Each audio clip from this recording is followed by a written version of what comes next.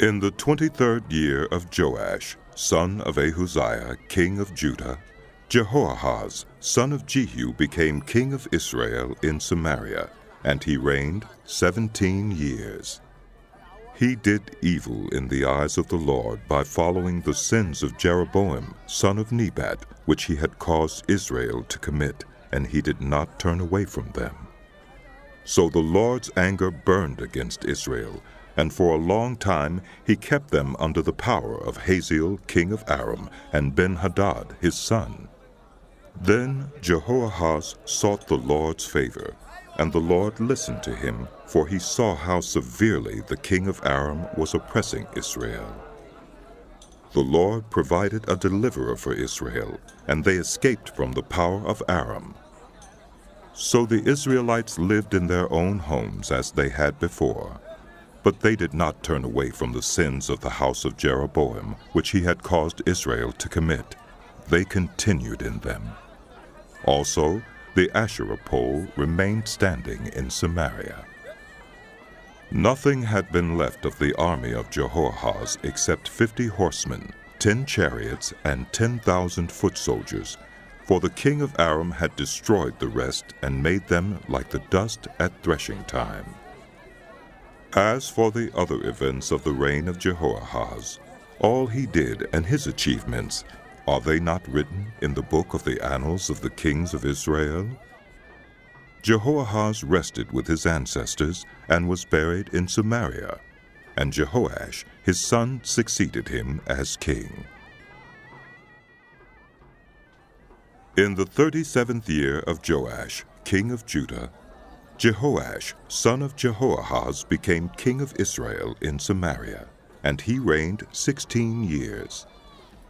He did evil in the eyes of the Lord, and did not turn away from any of the sins of Jeroboam, son of Nebat, which he had caused Israel to commit. He continued in them. As for the other events of the reign of Jehoash, all he did and his achievements, including his war against Amaziah, king of Judah, are they not written in the book of the annals of the kings of Israel? Jehoash rested with his ancestors, and Jeroboam succeeded him on the throne. Jehoash was buried in Samaria with the kings of Israel.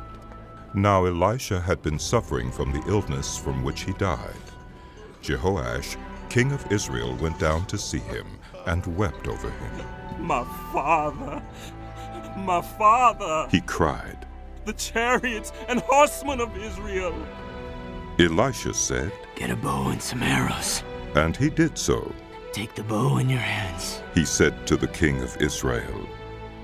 When he had taken it, Elisha put his hands on the king's hands. Open the east window. He said, and he opened it. Shoot! Elisha said, and he shot. The Lord's arrow of victory. The arrow of victory over Aram. Elisha declared. You will completely destroy the Arameans at Aphek. Then he said, Take the arrows. and the king took them. Elisha told him. Strike the ground. He struck it 3 times and stopped. The man of God was angry with him and said, You should have struck the ground 5 or 6 times. Then you would have defeated Aram and completely destroyed it.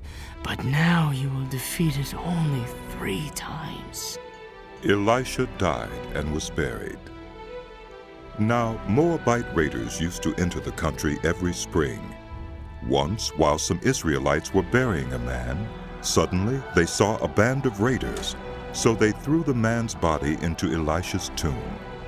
When the body touched Elisha's bones, the man came to life and stood up on his feet. Hazael, king of Aram, oppressed Israel throughout the reign of Jehoahaz. But the Lord was gracious to them and had compassion and showed concern for them because of his covenant with Abraham, Isaac, and Jacob. To this day, he has been unwilling to destroy them or banish them from his presence. Hazael, king of Aram, died, and Ben-Hadad, his son, succeeded him as king. Then Jehoash, son of Jehoahaz, recaptured from Ben-Hadad son of Hazael, the towns he had taken in battle from his father Jehoahaz. 3 times Jehoash defeated him, and so he recovered the Israelite towns.